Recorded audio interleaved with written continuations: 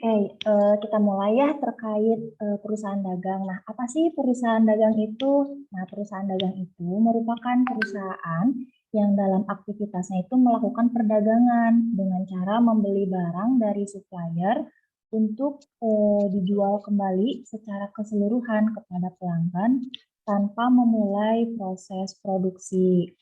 Nah, kalau bedanya dengan perusahaan jasa, jadi kalau misalkan di perusahaan dagang itu, si pendapatan yang dihasilkan dari penjualan perusahaan dagang itu disebutnya pendapatan penjualan atau sales revenue. Atau mungkin teman-teman lebih kenal dengan kata sales gitu. Nah, itu tuh merupakan pendapatan utama dari perusahaan dagang dari penjual yang berasalnya itu dari penjualan. Kalau untuk perusahaan dagang itu pendapatan utamanya itu disebut dengan penjualan atau sales gitu. Nah, kalau misalkan beban utamanya itu dari perusahaan dagang dinamakan dengan harga pokok penjualan atau COGS yang bisa teman-teman nanti temukan di setiap soal kan suka ada harga pokoknya gitu. Nah, kemudian di kemudian di perusahaan dagang itu yang membedakan dengan perusahaan jasa, ada barang dagang yang belum terjual atau bisa disebut dengan persediaan barang dagang atau merchandise inventory. Nah, kalau untuk merchandise inventory ini tuh masuk ke dalam aset atau aktiva lancar nantinya tuh bakal muncul dalam laporan keuangan di neracanya gitu. Laporan keuangan neraca. Nah, untuk sistem persediaan barang dagang itu ada dua. Yang pertama itu ada secara periodik, dan yang kedua itu ada secara perpetual. Apa sih bedanya? Nah, kalau untuk kita bahas yang periodik dulu ya. Nah, untuk yang periodik ini, yang pertama, tidak ada pencatatan atas persediaan untuk semua pembelian dan penjualan. Kemudian yang kedua, tidak mempunyai buku tambahan atau subsidiary ledger atau kartu persediaan. Nah, kalau untuk persediaan periodik itu nggak bikin yang namanya itu kartu persediaan. Terus yang ketiga itu perhitungan persediaan harus dilakukan paling tidak setahun sekali untuk menyusun laporan keuangan. Kemudian biasa digunakan untuk barang dagangan yang murah, kurang baik untuk pengendalian barang dagangan dan pembelian dicatat dalam akun pembelian. Kalau untuk perpetual, segala bentuk pembelian itu berubah menjadi merchandise inventory. Mempunyai buku tambahan, subsidiary ledger, atau kartu persediaan. Kemudian tidak perlu dilakukan perhitungan persediaan kecuali pada akhir tahun untuk menyusun laporan keuangan. Dapat digunakan untuk semua jenis barang, baik untuk pengendalian barang dagangan dan pembeliannya itu dicatat dalam akun persediaan. Nah, maksud dari sini nih, segala bentuk pembelian atau purchase berubah menjadi merchandise inventory itu maksudnya ke sini. Jadi nanti teman-teman kalau misalkan ada purchase diskon, purchase return, dan juga break-in, ini tuh masuk ke dalam merchandise inventory gitu. Jadi nanti kalau misalkan menggunakan sistem perpetual, keempat akun ini tuh diganti menjadi merchandise inventory. Nah, untuk saldo normalnya nih untuk purchase ada di debit, purchase diskonnya itu di kredit, purchase return-nya itu di kredit, dan break-in-nya di debit. Ini untuk akun-akun baru gitu ya, terkait purchase. Selain ini juga kan ada sales, kemudian sales diskon, sales return, dan juga breakout. Nah, kalau untuk akun-akun terkait penjualan itu, nanti di sistem perpetual mah tetap aja gitu, jadi sales, tetap jadi sales return gitu. Nggak perlu diganti menjadi merchandise inventory. Nah, biar lebih paham kita coba bahas terkait apa ya, akun-akunnya gitu ya. Nah, misalkan nih kalau ada pembelian barang dagangan secara tunai, jurnalnya itu kalau secara periodik, purchase to cash. Nah, kalau untuk secara perpetual, si purchase-nya itu diganti. Jadi, merchandise inventory to cash. Gitu. Kemudian kalau ada pembelian barang dagangan secara kredit, berarti purchase to account payable. Nanti si purchase-nya diganti kalau untuk metode perpetual, merchandise inventory to account payable. Nah, kemudian ada pengiriman kembali barang dagangan yang telah dibeli secara tunai, atau yang nomor 3 ini bisa kita katakan sebagai return gitu ya, pengembalian kembali barang. Barangnya itu barang dagangan yang dibeli, berarti purchase return. Jurnalnya kalau untuk secara periodik, cash to purchase return, kalau perpetual berarti cash to merchandise inventory. Kemudian yang keempat, pengiriman kembali barang dagangan yang telah dibeli secara kredit. Nah, ini kalau misalkan kalian beli barang, tapi barangnya itu dibeli dengan kredit, jurnal purchase return-nya itu account payable to purchase return. Kalau untuk perpetual, account payable to merchandise inventory. Kemudian poin yang kelima, pembayaran biaya angkut barang yang dibeli. Nah, di sini ada biaya angkut barang yang dibeli. Teman-teman jangan bingung kalau misalkan kata-katanya itu biaya angkut barang yang dibeli, berarti ini tuh transaksi terkait break in atau biaya angkut pembelian. Jurnalnya break in to cash. Kalau di perpetual berarti merchandise inventory to cash. Yang keenam, pembayaran utang dagang tanpa adanya potongan.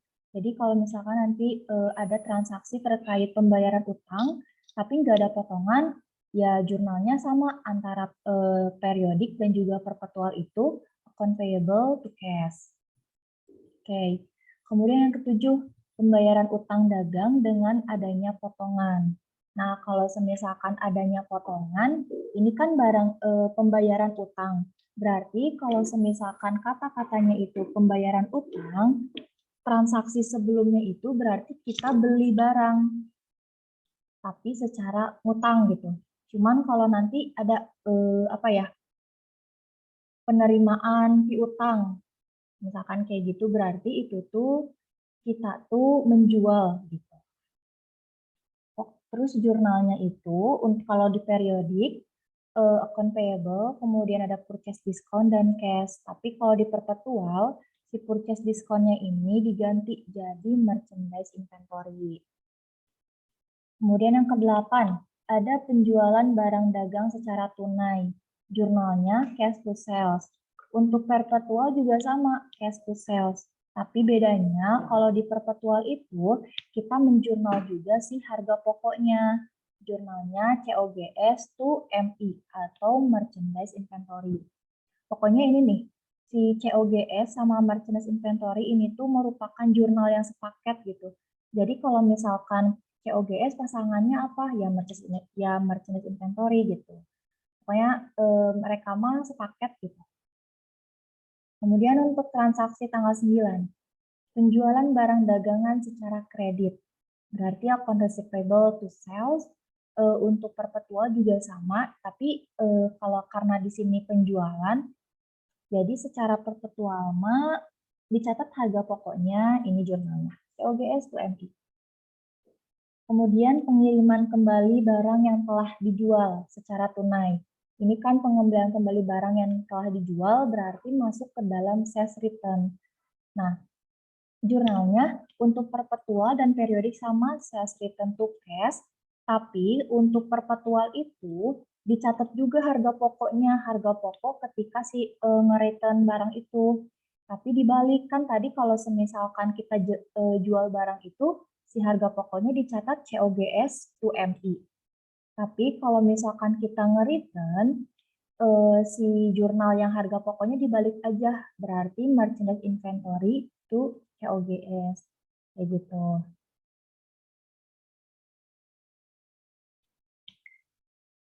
Terus poin yang ke-11.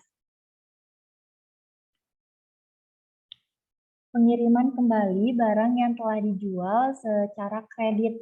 Ini berarti kan, ini udah ya.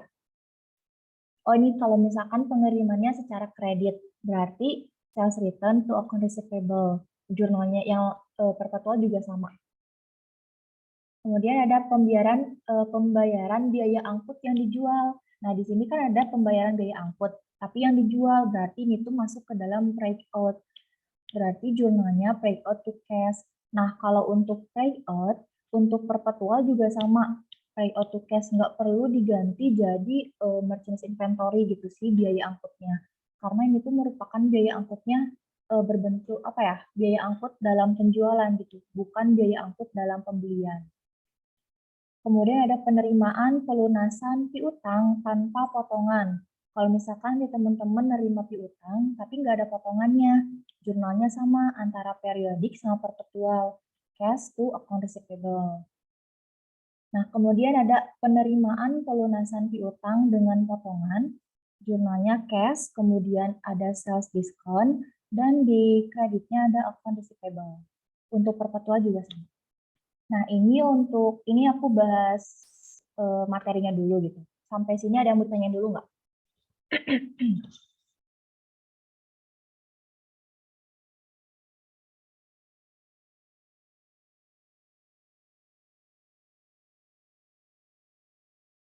Kalau misalkan nggak ada yang mau ditanyain, kita oke boleh Rizbi.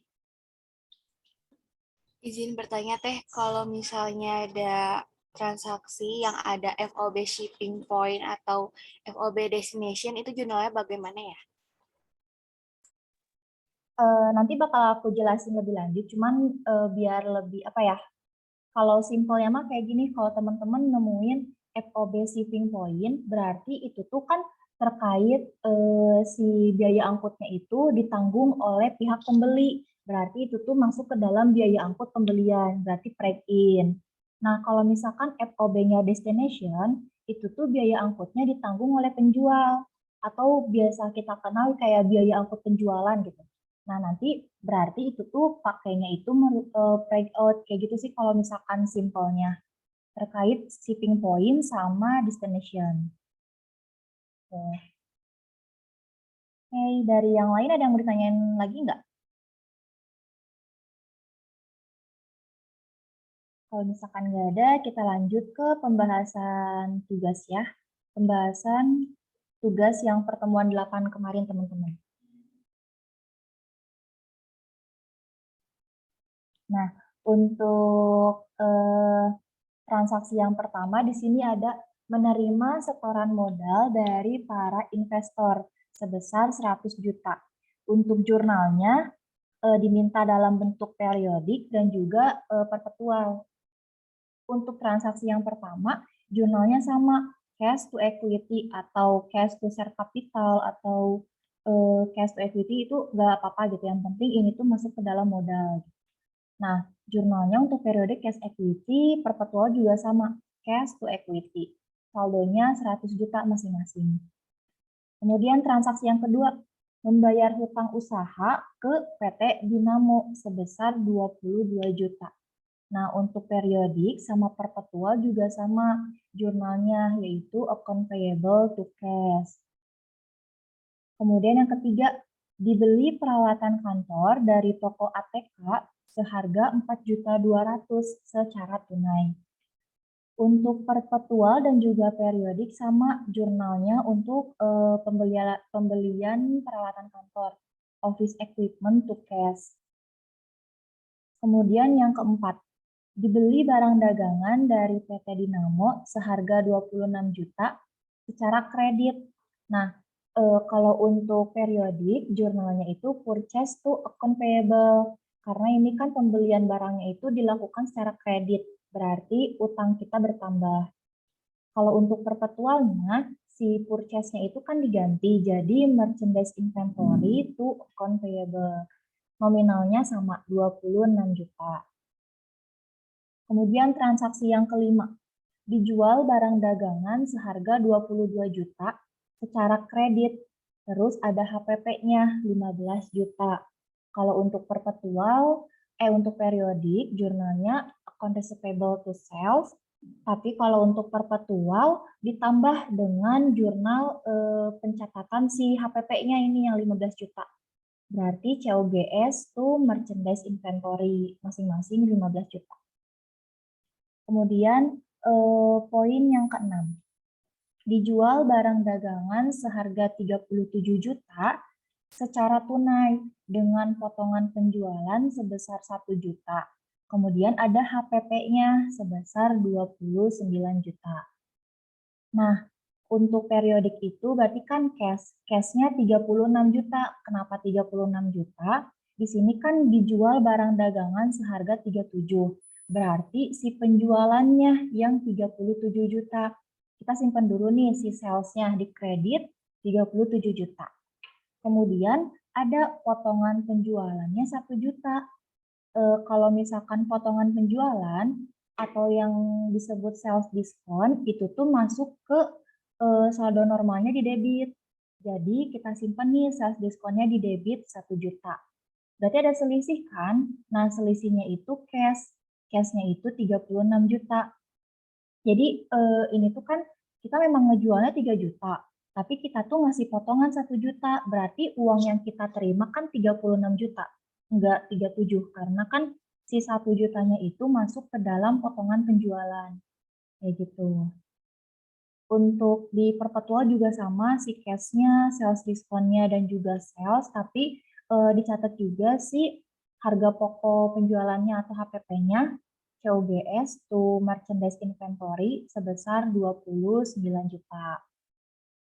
Kemudian transaksi yang ketujuh, dibeli barang dagangan dari PT Dinamo sebesar 35 juta secara tunai dengan potongan tunainya itu 2 juta. Berarti jurnalnya itu di debitnya ada purchase atau pembelian, di kreditnya ada purchase diskon, kemudian ada di kreditnya ada cash sebesar 33 juta.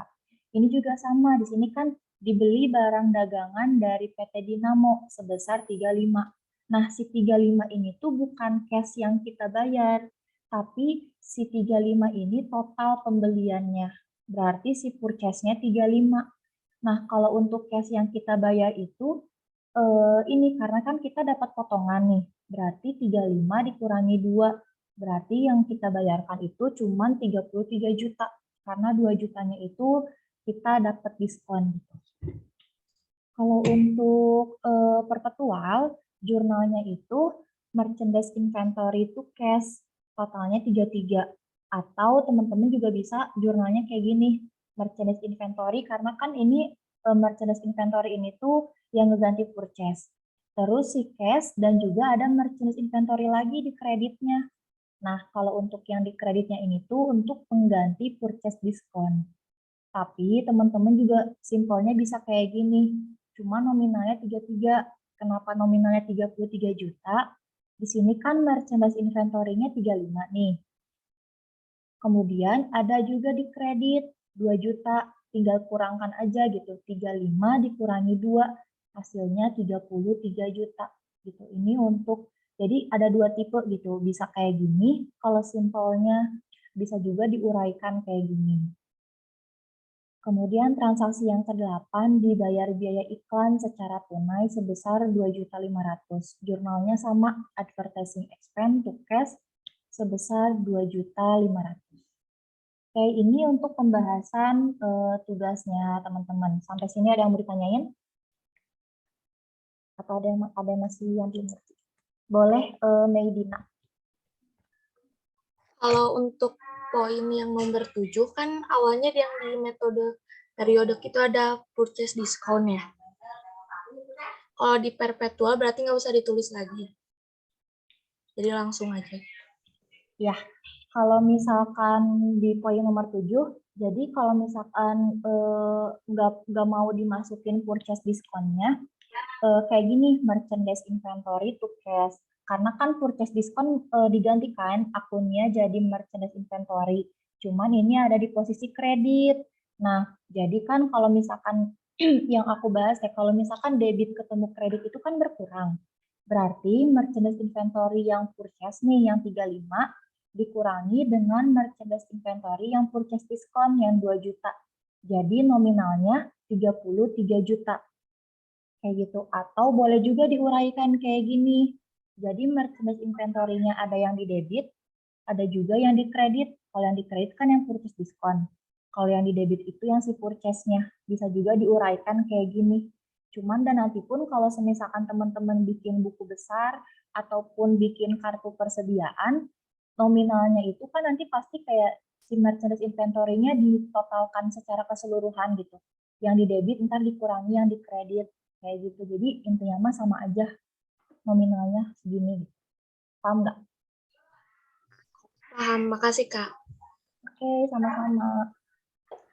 Yang lain ada yang mau ditanyain lagi?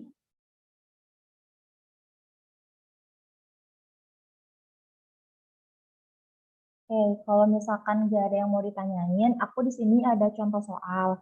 Nah, nanti aku bakalan panggil satu-satu buat teman-teman buat jawab si jurnalnya untuk yang periodik.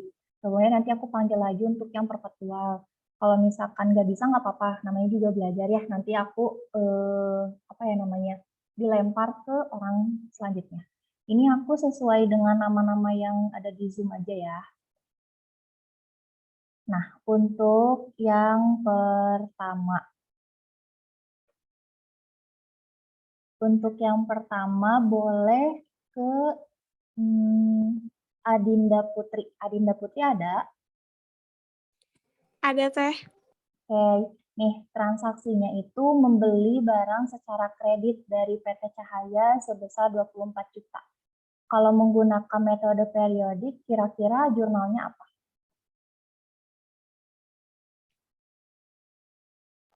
Ini Teh kitanya sebagai PT apa Teh? Kitanya sebagai PT ABC aja. Jadi kita beli ke si PT Cahaya. Oh, berarti akun payable sama akun payable-nya di kredit sama debitnya bentar Teh.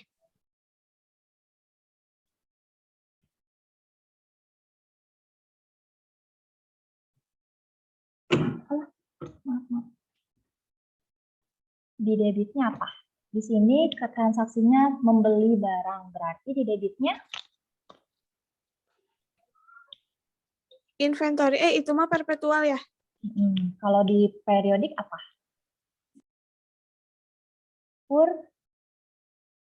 Purchase. Oke, coba kita cek. Benar ya. Di debitnya ada purchase, di kreditnya ada account payable. Terima kasih ya Dinda.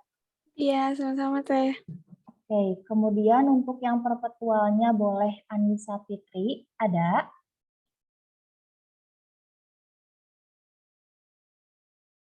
Halo Anissa. Oke, boleh Arana.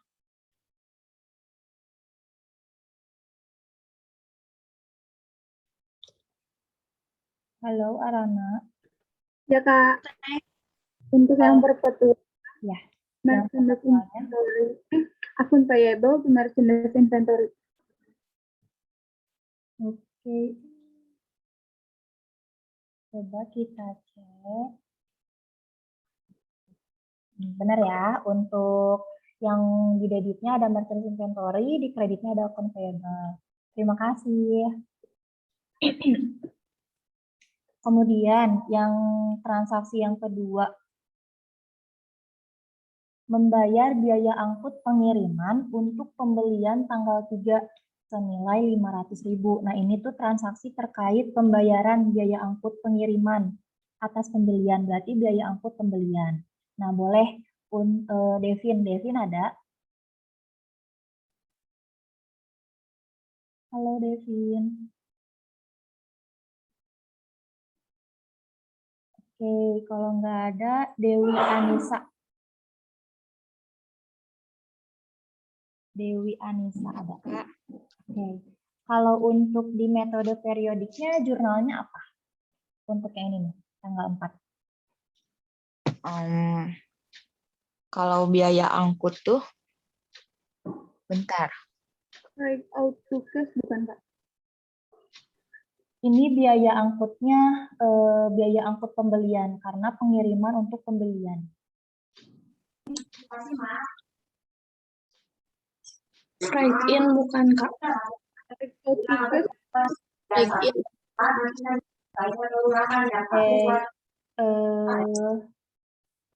Oke, kita lihat ya jawabannya.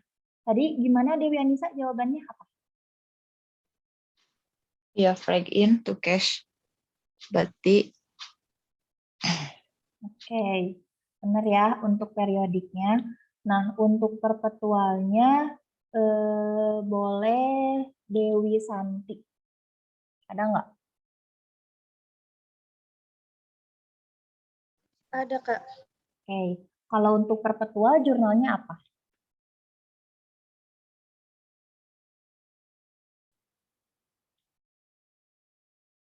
Untuk pembayaran biaya angkut pembeliannya.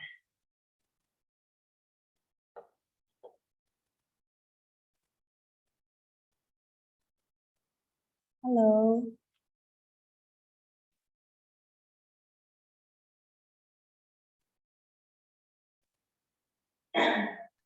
Break into cash bukan, Kak?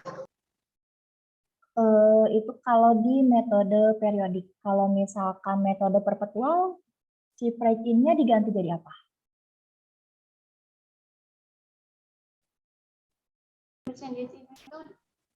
Ya, tuh. Merchandise inventory to account payable. Maaf, Kak. Merchandise, Merchandise inventory to cash. ya. Jurnalnya merchandise inventory to cash sebesar 500.000. Ini untuk transaksi terkait biaya angkut pembelian. Jadi teman-teman jangan ketukar ya kalau misalkan biaya angkut pembelian berarti break in. Kalau misalkan biaya angkut penjualan berarti itu masuk ke dalam break out gitu. Nah, transaksi yang selanjutnya. Menjual barang secara kredit kepada PT Bunga sebesar 8.500.000, terus ada HPP-nya 5 juta. Boleh dijawab sama Diva Salma untuk periodiknya. Penjualan barang secara kredit berarti akun receivable sama sales. Oke. Benar ya, akun receivable to sales ini untuk metode periodik. Boleh untuk metode perpetualnya dijawab sama Dwi Resti Aulia. Ada nggak?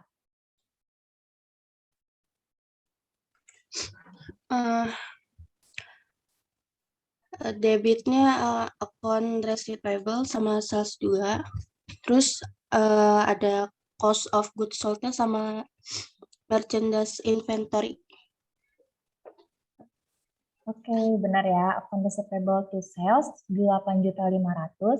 Kemudian kalau di perpetual kan kita ngecatat si transaksi HPP-nya. Berarti COGS to merchandise inventory 5 juta. Oke, terima kasih. Selanjutnya transaksi tanggal 7. Menjual barang secara tunai kepada PT Lestari sebesar 2.200.000 dengan HPP-nya 16 juta. Boleh dijawab sama Fadilah Hafsah. Secara periodiknya apa?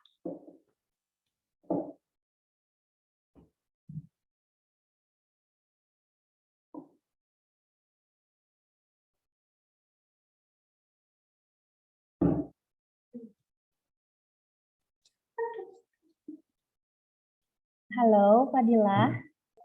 Ya, sales to cash to sales. Oke, kita cek. Benar ya, cash to sales 2.200.000. Kalau untuk perpetualnya boleh dijawab sama Virus. Cash to sell, COGS, merchandise inventory.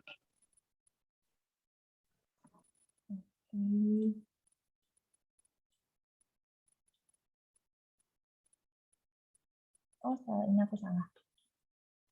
Oke, benar ya, cash to sales, kemudian COGS to merchandise inventory. Untuk transaksi yang selanjutnya, tanggal 13, membayar barang yang dibeli pada tanggal 3 Januari. Nah, berarti ini tuh lanjutan nih dari yang tanggal 3.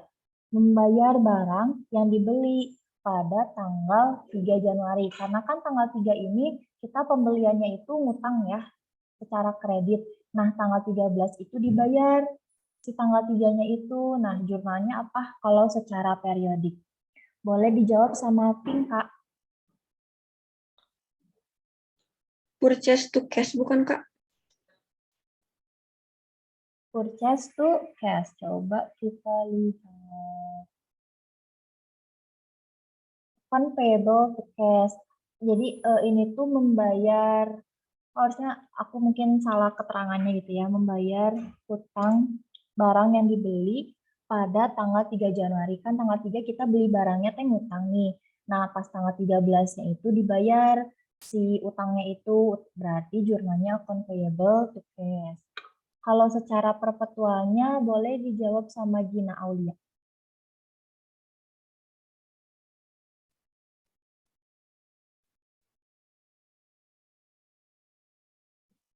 Halo Gina.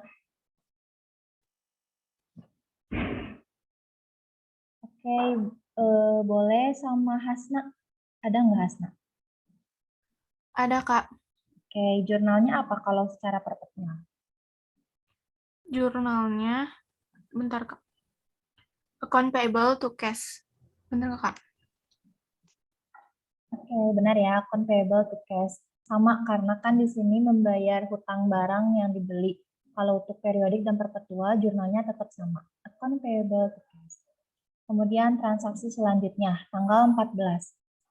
Menerima pengembalian barang yang telah dijual pada tanggal 6 senilai 1.500.000 dengan HPP barang yang diretur sebesar 900.000.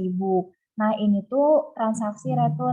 Returnya itu barang yang dijual, berarti sales return. Nah, kalau untuk pencatatan sales return nih, untuk metode periodik kayak gimana? Boleh dijawab sama Indi Rahmawati.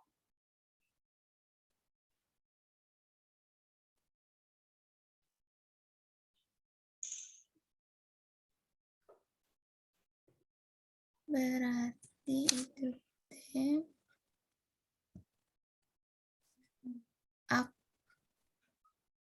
yang telah dijual ya, berarti akun receivable di kredit, terus sama sales return di debit. Oke, kita cek. Benar ya, kalau secara periodik, sales return to account receivable sebesar 1.500.000. Kalau secara perpetual nih, boleh dijawab sama Intan Nur Aziza. Sales return di debit, account receivable-nya di kredit, terus merchandise-nya di debit, COGS-nya di kredit. Benar ya, sales return to account receivable 1.500.000.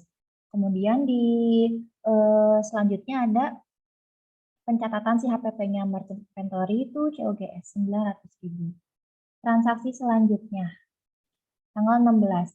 Menerima pembayaran dari penjualan tanggal 6 Januari nih, tanggal 6, dan dikurangi retur. Returnya itu ini yang tanggal 14.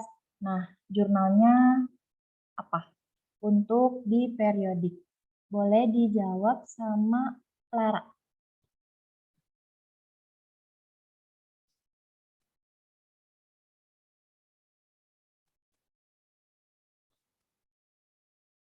Halo Lara, ada tidak? Oke, boleh sama Lintang Pancarani. Ada, Kak. Ada. Oke, jurnalnya apa untuk tanggal 16? Nih yang tanggal 4, si piutangnya, terus dikurangi sama si retur. Ini jurnalnya untuk tanggal 16. Account receivable. Mm-mm. Sales sama sales return. Oke, nih untuk Hari ini Lara hadir. hadir. Boleh kalau Lara jawabannya apa nih kira-kira tanggal 16? Karindi, maaf aku belum ini soalnya aku ini lagi di jalan Kak. Oke, ya udah nggak apa-apa. Tadi lintang tuh apa jawabannya? Account receivable sama sales ya. Oke, kita cek ya. Nah, untuk jurnalnya itu cash to account receivable sebesar 7 juta. Nah, di sini kan menerima pembayaran. Nah, berarti kalau misalkan ada kata-kata kayak menerima pembayaran, berarti kita tuh nerima uang. Berarti di debitnya itu pasti cash. Karena kan cash di debit itu bertambah. Kemudian yang di kreditnya itu apa? Kita lihat di sini tuh kan dari penjualan tanggal 6. Nah, di tanggal 6 itu kita jual barang tapi secara kredit. Berarti ada piutang nih, ada account receivable. Ketika kita nerima, otomatis si piutangnya kan berkurang. Piutang berkurang ada di posisi kredit. Jadi pasangannya itu cash to account receivable. Nah, untuk jurnalnya ini 7 juta. Kan utangnya ini 8.500.000. Kenapa dibayarnya 7 juta? Nah, di sini kan 8.500.000 nih si piutangnya. Tapi ada si PT Bunga itu ngembaliin barang ke kita, ngembaliin nih ngeretur. Berarti kan si piutangnya itu ketika diretur berkurang kan 1.500.000. Nah, berarti si 7 juta ini 8.500.000 dikurangi dengan 1.500.000. Nominalnya 7 juta. Tuh. Kalau untuk perpetualnya kira-kira jurnalnya apa? Boleh Meidina Permatasari. Kalau untuk perpetualnya sama cash to account receivable. Oke, kita cek. Benar ya. Kalau untuk perpetualnya juga sama. Cash to account receivable sebesar 7 juta. Kemudian untuk transaksi selanjutnya, tanggal 19. Membeli barang secara tunai sebesar 11 juta. Beli barang nih secara tunai. Kalau menggunakan metode periodik, kira-kira jurnalnya apa? Boleh sama Mutiara Febriati. Ada nggak Mutiara? Ada, Kak. Jurnalnya apa untuk periodik? Buat jurnalnya ada purchase to cash. Oke, kita lihat. Benar ya, purchase to cash sebesar 11 juta. Kalau menggunakan metode perpetual, boleh sama Neng Cici. Oke, kita lihat. Benar ya, merchandise inventory to cash. Kemudian untuk transaksi selanjutnya. Tanggal 20. Menjual barang secara kredit kepada PT Maju sebesar 22.500 dengan HPP 10 juta. Boleh dijawab sama Poppy. Kalau secara periodik jurnalnya apa? On receivable to sales. Kita lihat. Benar ya, account receivable to sales. Kalau secara perpetual, boleh dijawab sama Priska. Akun receivable-nya di debit, sales-nya di kredit, COGS-nya di debit, merchandise inventory-nya di kredit, Kak. Oke, kita lihat.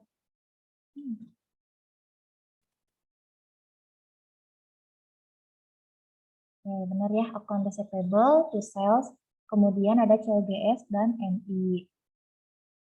Selanjutnya, transaksi yang tanggal 25.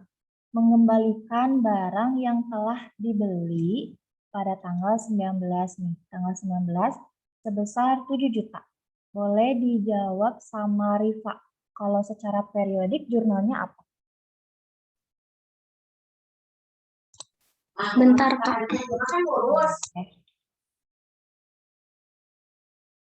Nih, berarti yang tanggal 19 ya, berkaitan dengan transaksi tanggal 19.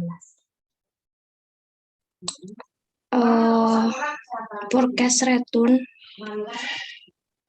sama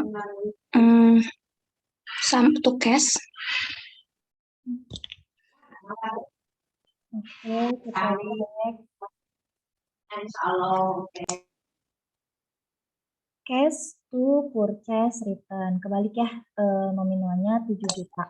Karena kan di sini purchase return itu kan saldo normalnya itu ada di posisi kredit.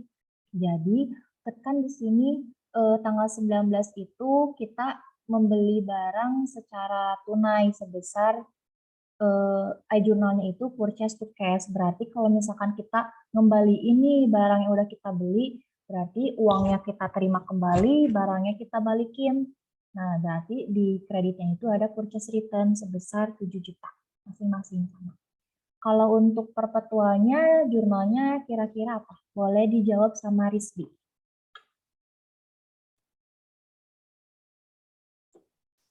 Cash to merchandise inventory.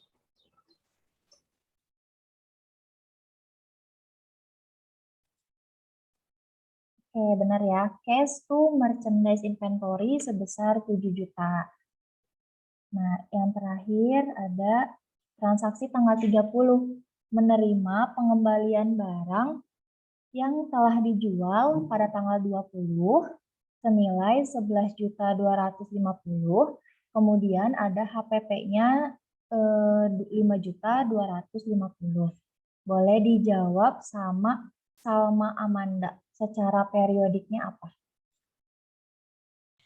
Sales return sama akun receivable gitu, Kak. Kita lihat. Benar ya, sales return to account receivable sebesar 11.250.000. Kemudian kalau secara perpetualnya gimana? Boleh dijawab sama Salma Putri.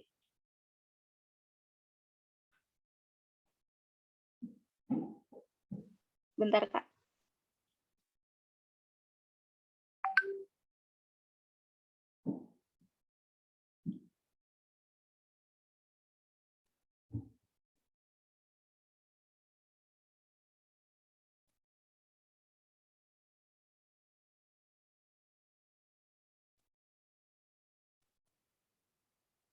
Halo, udah nemu belum jawabannya?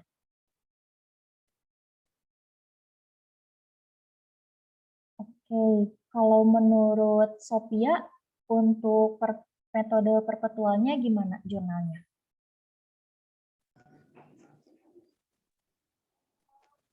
Sales return-nya sama, akun passive payable-nya, terus COGS-nya, dan merchandise inventory. Oke, kita lihat.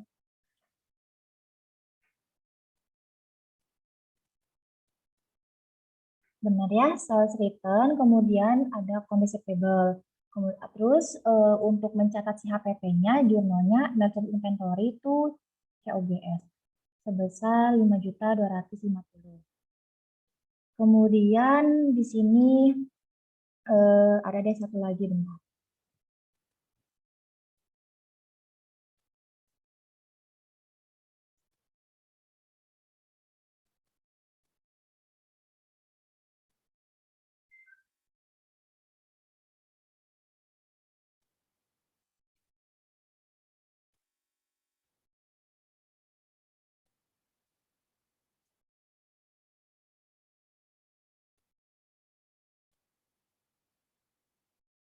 Sebesar 300.000. Boleh kalau ini nih transaksi tanggal 31 kira-kira jurnalnya apa? Teh Yanti.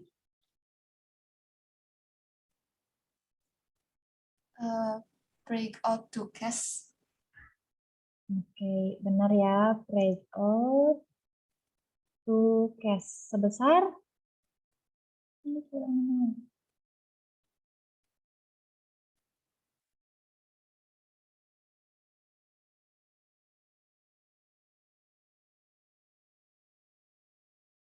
Sebesar 300.000.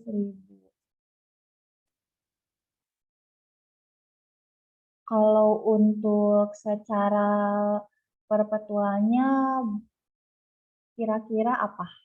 Boleh siapa aja yang mau jawab? Oke,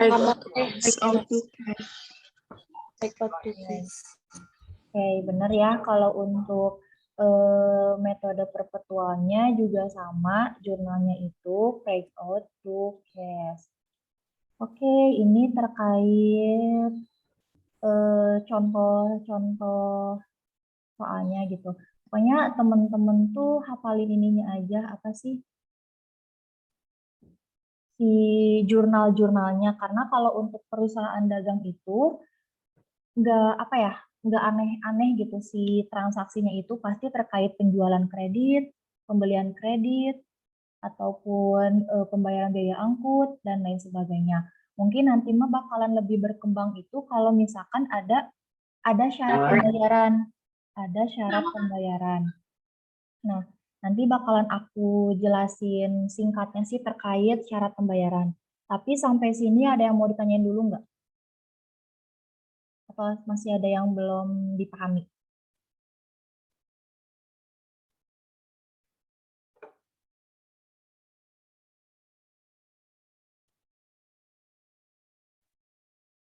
Kalau misalkan nggak ada lagi yang mau ditanyain,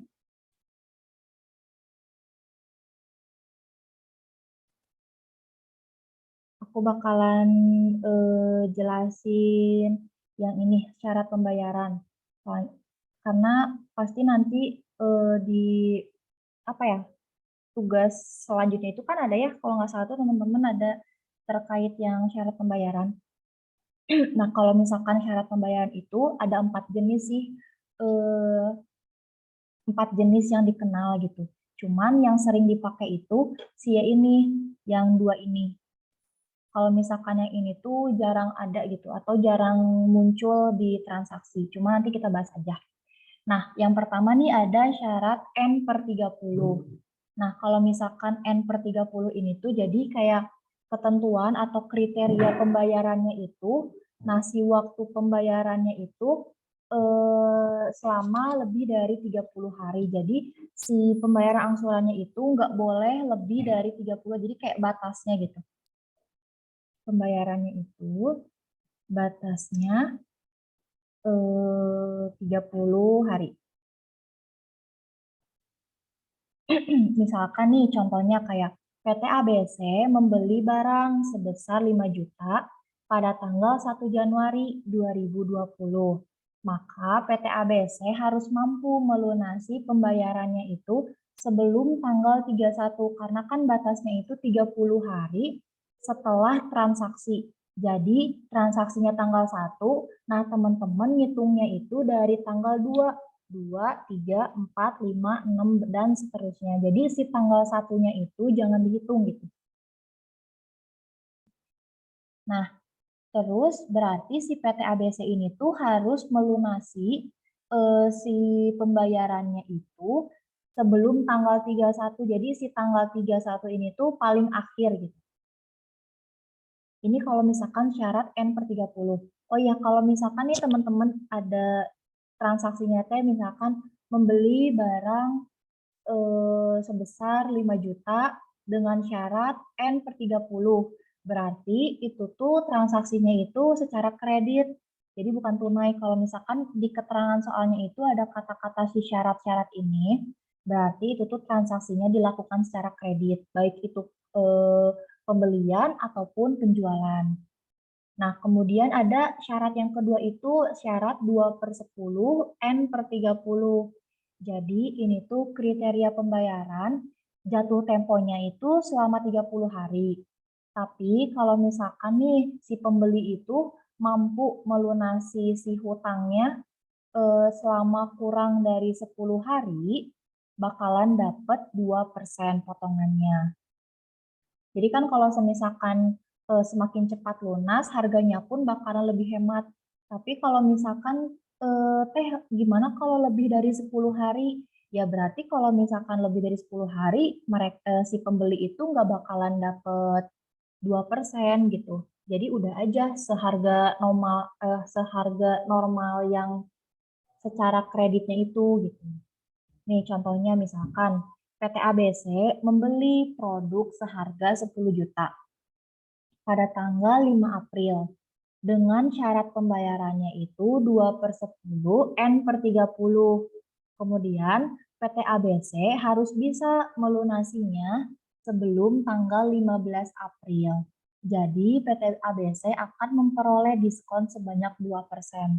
Nah, tadi yang aku bilang ngitungnya itu setelah tanggal transaksi. Misalkan tanggal transaksinya itu 5 April, berarti yang masuk ke dalam hitungan 10 hari itu dari tanggal 6, 7, 8, 9, 10, 11, 12, 13, 14, 15.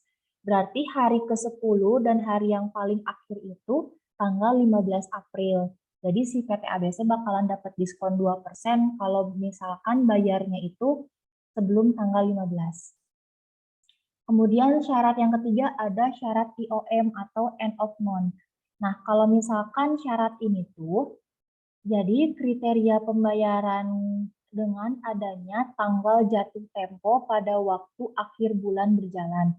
Jadi nggak beda jauh antara si IOM sama N/30, karena si jatuh temponya itu di akhir bulan gitu.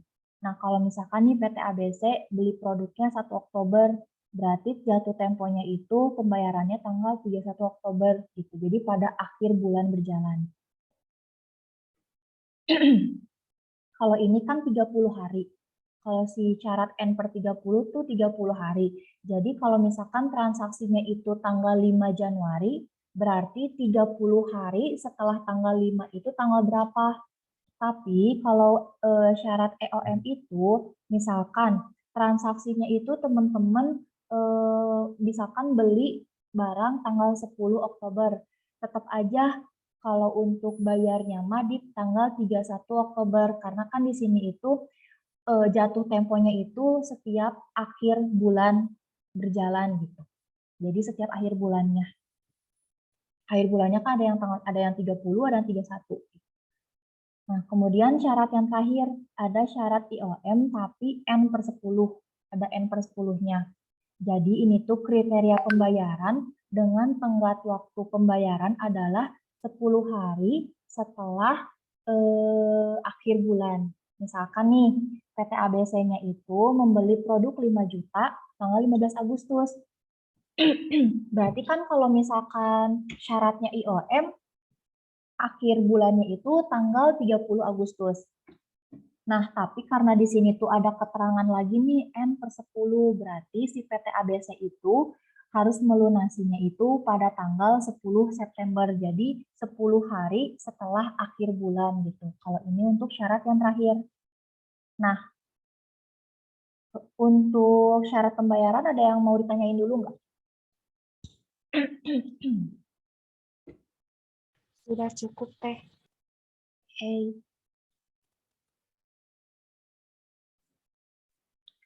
Oke, kalau misalkan udah, kita lanjut ke syarat pengiriman barang. Ada FOB shipping point dan juga ada FOB destination. Nih, kalau misalkan FOB shipping point bisa dikatakan atau misalkan bisa kita kenal nih sebagai biaya angkut atas barang yang dibeli atau biaya angkut pembelian. Artinya, beban angkut barang sejak dari gudang penjual sampai dengan si gudang pembeli itu ditanggung oleh si pihak pembeli gitu. Jadi kalau misalkan nih kayak gini, pembelian teman-teman itu membeli barang seharga 10 juta, terus ada biaya angkutnya. Nah, berarti itu tuh masuk ke dalam FOB shipping point karena kan biaya angkutnya itu ditanggung oleh si pembeli. Kemudian kalau untuk destination, bisa dikatakan atau kita kenal itu sebagai biaya angkut atas barang yang dijual atau biaya angkut penjualan. Artinya beban angkut barang sejak dari gudang penjual sampai dengan gudang si pembeli itu tuh menjadi tanggung jawab penjual atau dibayar oleh pihak penjual. Gitu. Ini untuk syarat pengiriman barang. Ada 2, shipping point atau destination. Kalau untuk syarat pembayaran, ada 4, cuman yang sering dipakai itu yang 2 ini. Oke, ini untuk penjelasan asistensi hari ini. Secara keseluruhan ada yang mau ditanyakan nggak?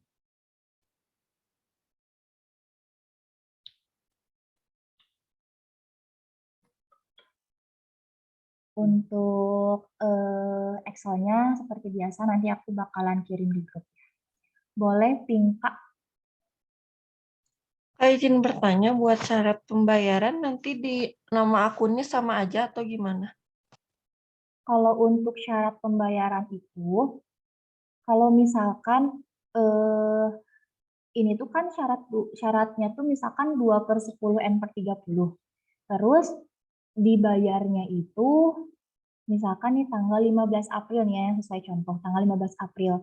Berarti kan si PT ABC ini tuh bakalan dapat diskon 2%. Kan itu tuh masuknya ke dalam diskon.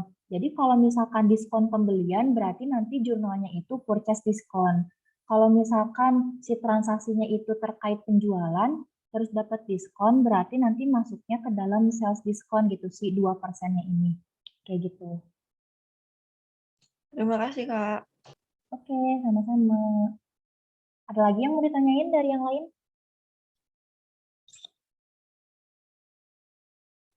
Oke, kalau misalkan nggak ada lagi yang mau ditanyain, paling untuk asistensi PA1 dicukupkan sekian. Nanti Excel-nya aku kirimin. Kita lanjut ke Office ya. Kalau Office sebentar sih. Mana ya? Langsung masuk ke Office ya.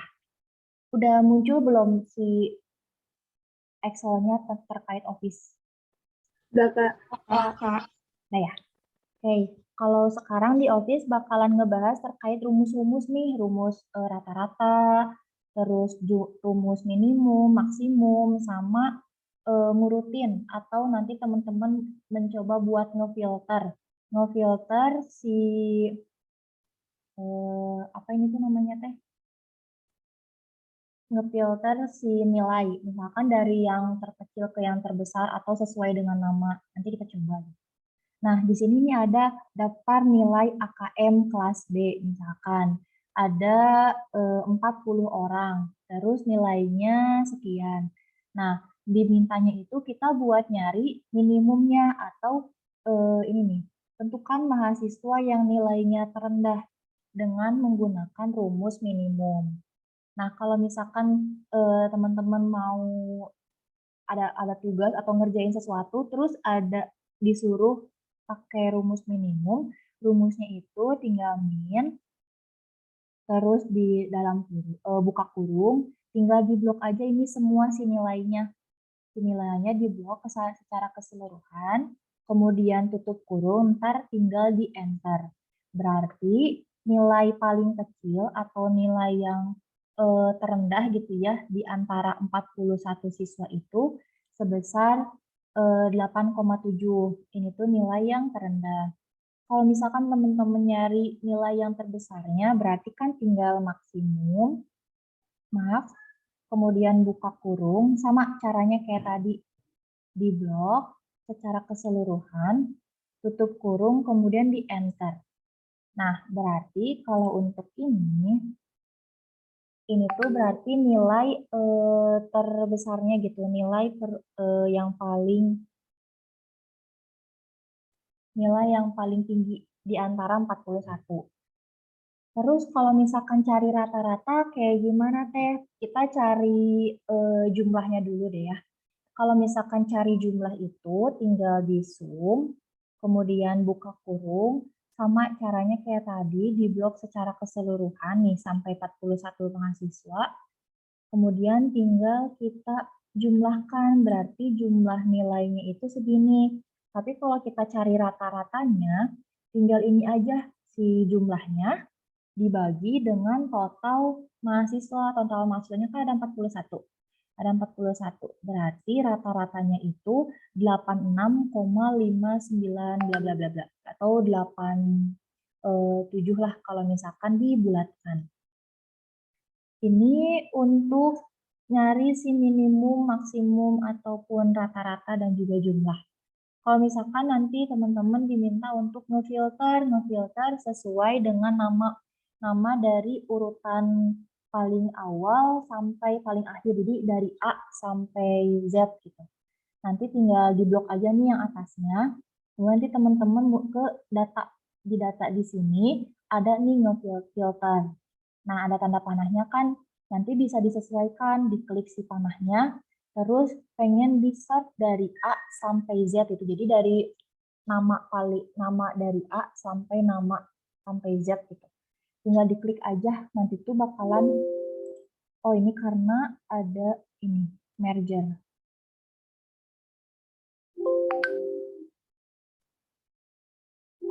Nggak bisa. Oke. Nah, karena ini tuh ada apa sih namanya ini tuh merger. Jadi kalau misalkan teman-teman ngefilter itu nggak boleh ada yang diedit gitu. Jadi kayak nggak boleh ada yang ke merger atau ngedit. Jadi harus kayak normal gitu sih datanya tuh. Nanti kalau misalkan udah tinggal di save aja. Udah deh, berarti ini langsung nama dari paling A nih. Dari A kemudian sampai yang paling akhir ada Zaki. Kayak gitu sih kalau untuk Office mah pasti teman-teman juga belajar otodidak sih ya kalau misalkan untuk Excel ataupun Word-nya gitu. Nah, ini aku mau jelasin dikit-dikit aja gitu ya kalau misalkan nanti nemuin rumus minimum kayak gimana, maksimum kayak gimana, kemudian rata-rata ataupun ditotalin gitu. Kalau dulu mah kan ada apa ya, ada kelasnya. Kelasnya itu aplikasi komputer. Nah, kalau semisalkan semester sekarang kayaknya nggak ada deh si aplikasi komputer itu, makanya diganti sama tutor Office, kayak gitu sih teman-teman. Kalau untuk Office mah paling terkait tugas mah nanti aku bakalan kasih di akhir pertemuan aja. Jadi kalau untuk Office ini mah cuman 7 pertemuan gitu. Beda sama asistensi tutor PA. Kalau tutor PA kan 10 pertemuan ya. Nah, ini kan pertemuan ketiga kita untuk si Office ini. Oke, untuk Office ada yang mau ditanyain nggak? Atau ada yang masih bingung gitu, teman-teman?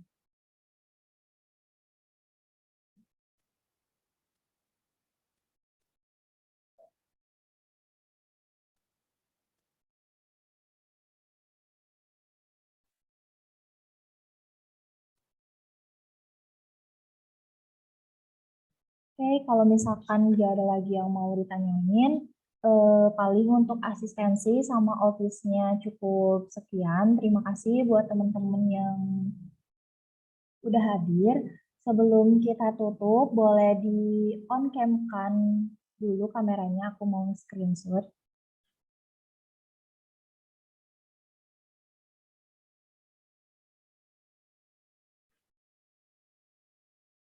Oke, sampai kita ya. 1, 2, 3. Oke, slide selanjutnya. 1, 2, 3. Oke.